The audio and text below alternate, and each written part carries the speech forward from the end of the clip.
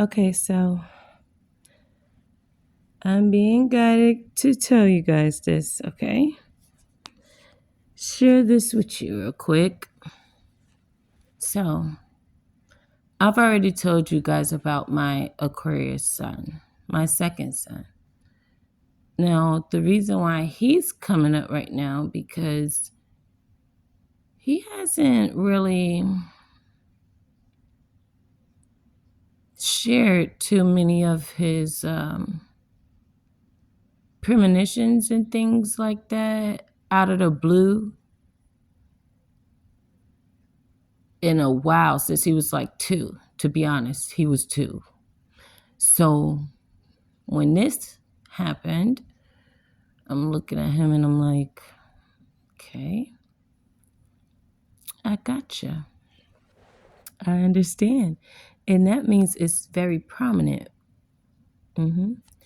So he tells me that he had a dream that he saw his father, but he was at the jail where his father is at. And he said, I was looking at him and he looked like he was in a daze, like he was just staring off into space, sitting down. And he's like, but in his mind, he's just replaying you and him. He keep replaying you and him over and over. And he said, but then this person came over to him and tried to talk to him, and he just flipped out on the person. And it was because he was mad that this person interrupted what he was seeing in his mind. Basically, he's saying that his dad seems to be in jail, but in his mind, he is with me and Zaire and Zion. So I asked him, I said, well, what do you think about that? And he's like, well, I feel bad for him. And I was like, I would too. Yeah. And he was like, it's not that I feel like I'm missing anything that he's there. It's just seeing him in that way makes me feel bad for him. But I know why he's there. And I asked him, I said, well, is there something you want to say to him? Do you want to talk to him? Is it, And he's like, no.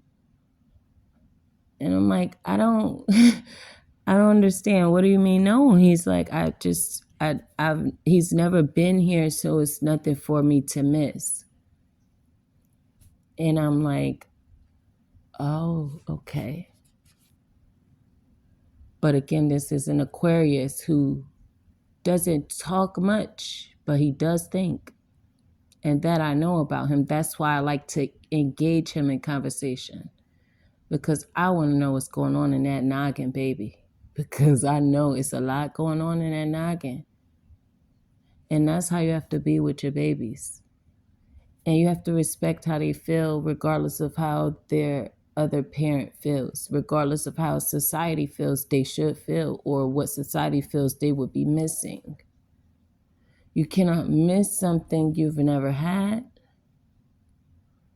And in this situation, you really can't be mad that this is how this child feels. I can't. I would never. So when my mom is somebody that he doesn't want to engage with, I don't question it. See, he's the child that he's not going to talk. He's about that action. He's going to show you he don't care.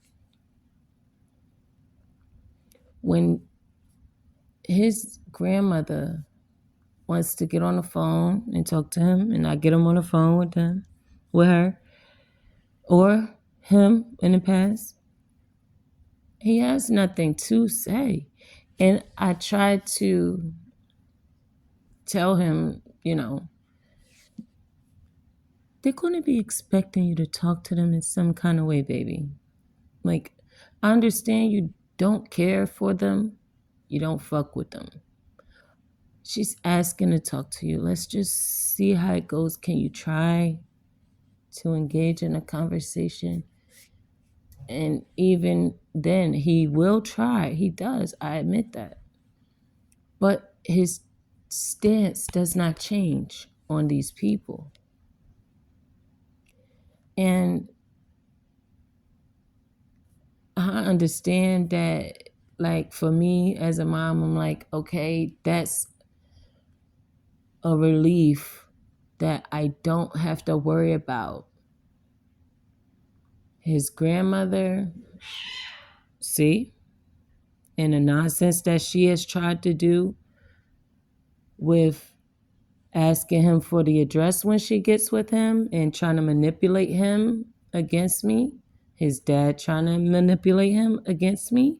He sees that every engagement he has with them, they try to use that time separate from me to try to manipulate him against me. His father wrote him from jail, and I definitely kept that as a screenshot after I let them know that he is no longer allowed to email me to speak to my son or me, nothing. He tells my son that I am telling stories, that he prays to Allah that I get help because this is not healthy, and he wishes me well. And just so many different ways of just saying, Zaire, you told your mom? Because this is the things that I've said to my son's father is the things that has happened when I wasn't around. So he's trying to tell my son that I'm making up stories, but these are the things that my children have come back and told me after they were with you and your mom, without me. So you're basically telling my son that what he told his mom, me, is a lie, and that I need mental assistance. I need help. And that was when my son said, okay, I don't feel like it's no point in this anymore. And I understood, because my son told me about his grandmother putting him on the phone with his father when I let her take both of my sons to the aquarium, because I do not let one go without the other, because the oldest is the one that I have definitely, he's 5 years older, so he already know what it is with these people. He's seen these people. He already know his mom. So he knows that he has to protect his brother. If there is anything going on, he has to let me know. Very well fucking trained on high spying assistance, because these people keep trying to come back in our lives. What is going on here? What are they doing? And so when you ask to see my sons in the past, and I let you when you know I never let you, just know my boys are well equipped to relay messages. Not only spiritual messages, but verbatim, the experience, the environment, your energy, that person's energy, your plans, everything, even if they're not with you physically, just like me. So when you try to get my child to give you my address because I meet you somewhere because you're claiming that you want to be in their lives, This lady's been claiming my oldest son to be her grandson ever since he was about, let's see, Zaire came along when he was 5. So you could definitely count about maybe 3.5 years old. She's claiming him because this is who she sees around. She knew I had a child. That's why she told him not to mess with me. She don't know that he told me about that as well. That she felt some type of way that I had a child already. But she didn't know that me and him been around each other since my son was, first of all, I met him when I was pregnant. And I didn't even know that I was going to meet him again. I forgot all about this person. It was just a passing by. I'm visiting my cousin's house. He's my cousin friend. He come through. He chilled with my cousin and left. It was just a hi and bye. Because I was pregnant and chilling with my cousin who was pregnant. And we just was telling each other that we was pregnant. So it was just like a passing by. You don't even notice this person. And then this person pops up later on after you have your baby and you're like, oh shit, that's that person. Okay, I remember you. Yeah, you could come to my house party. That's cool. Because my cousin asked me, could this person come over? So that's really how this whole shit started. But the way it ended is crazy. Yeah. So, my baby, the one that we planned, the one that he said, do me a favor and abort. And that's not being a bitter baby mother. That's being a human. I would never say that to somebody, and I would never want to hear that from nobody, especially nobody that we planned this, we did this. Like, I don't understand. Like, what are you talking about? But yeah, we don't do that. So I definitely am grateful to God that He enlightened me on exactly what this whole thing meant if I listened to that.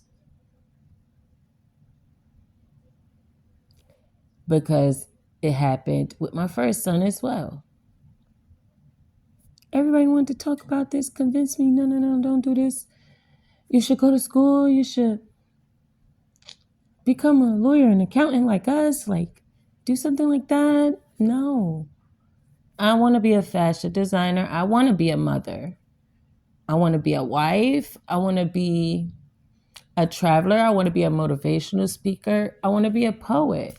I want to be a writer. I want to be a hairstylist.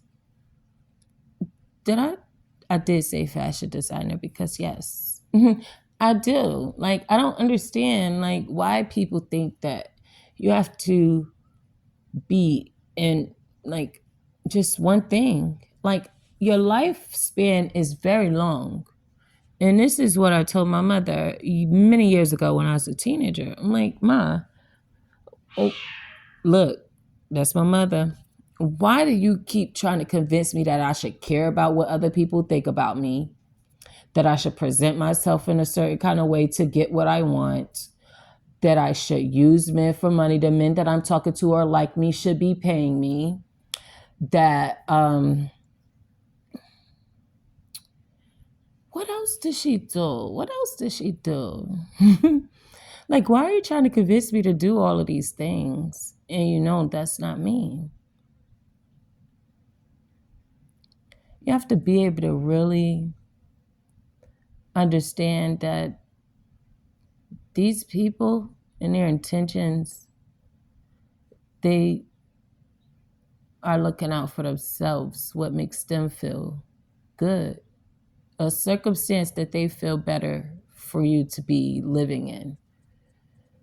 You can't live as a dancer, a poet, a writer, a artist, a hairstylist, a fashion designer, a mother, single mother, Black mother that 2 children, 2 different relationships, 2 different people tried to fucking kill you. Um, Constant gang stalking, and the family involved on both sides, and you're still fucking around. You're still out here fucking around. Mm-mm. That's why it's okay to make whatever I post on my channel my testimony. Because there is no way in this world that what I'm saying ain't helping somebody, because God told me to do this because it's going to help somebody. And if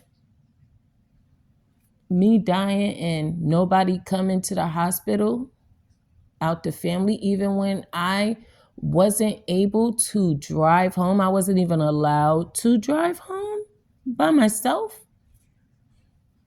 I did that.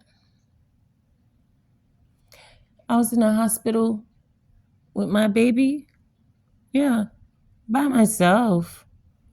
My mom had my oldest son, but you know how she tried to play around, so she just was using that opportunity for an opportunity.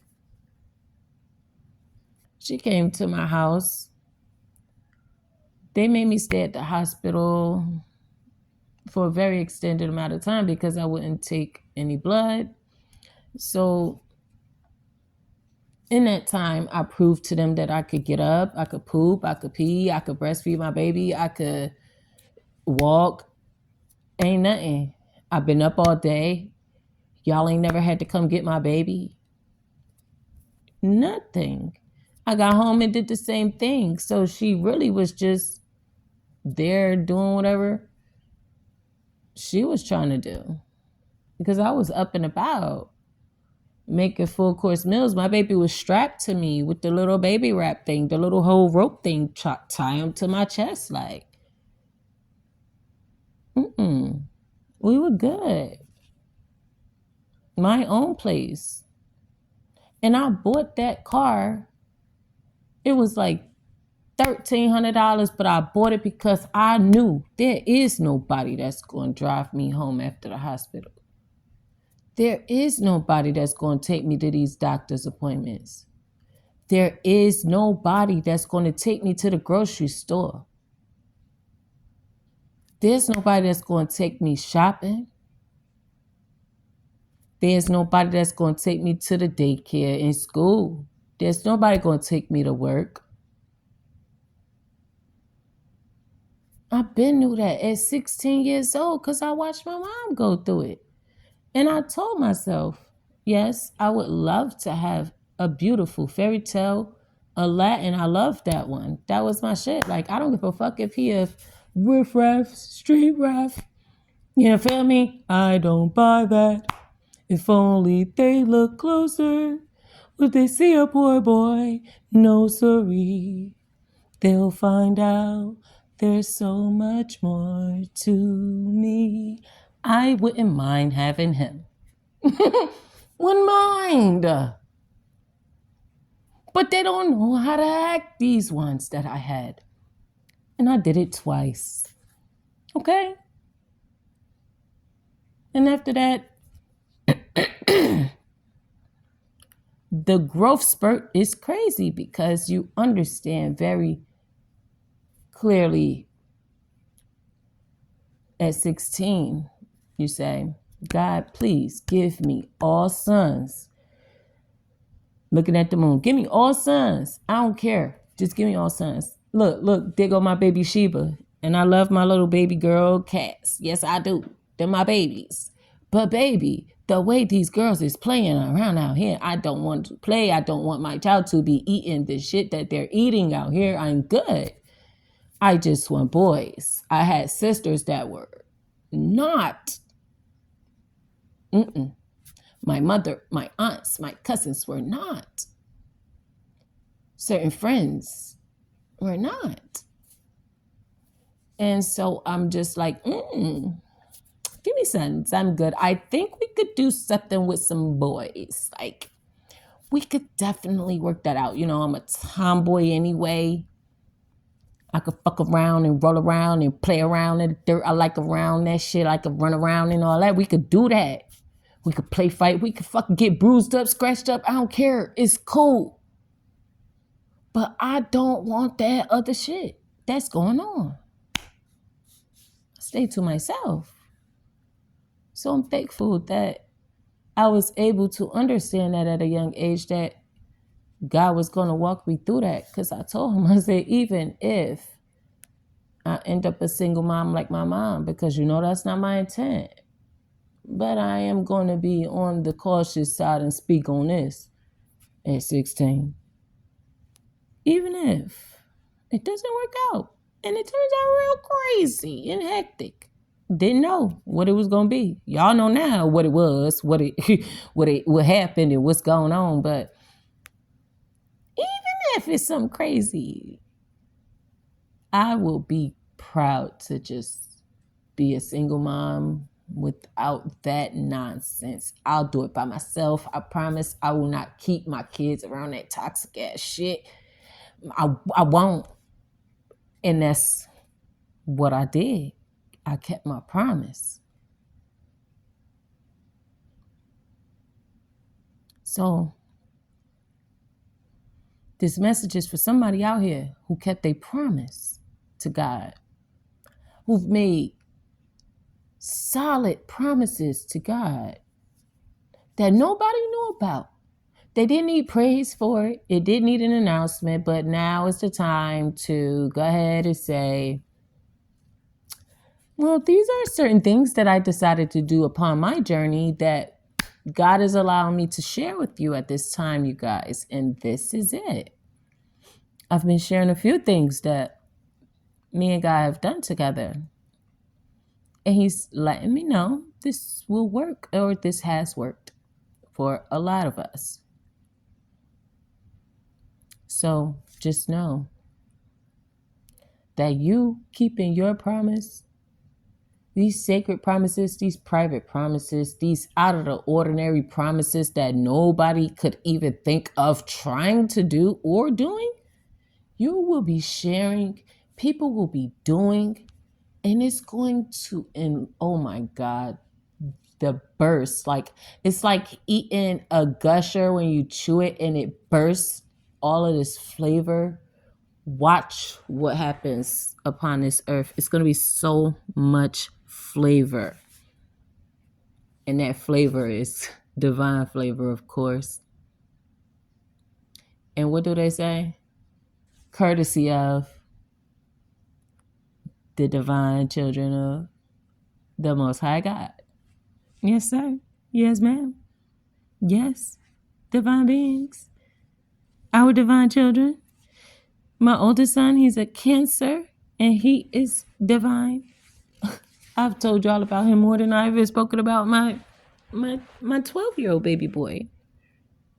Yes. My 12-year-old baby boy is very shy, so I respect his space. And, you know, when he likes to share certain things, I go ahead and share certain things. You hear my baby boy, Simba? Yes, I have twins, Simba and Sheba, kittens, from the same litter. And they're in their room, huge space, but they hear mommy talking, so they want mommy. So I'm going to go ahead and end this video. Chill out with my babies before I put them back down for the night and I go to sleep. This is current time, so whenever you see this posted, just like all of my videos, I post it right after. I might not know the day, might not know the time, but I'm going to post it right after I'm done because I don't have time. That's just like if you text me. If that shit hit my phone, I'm going to text your ass right back because I don't have time. I do not have time to be trying to remember to nothing. Let's get it done. All right. 24:44. I'll talk to you guys later.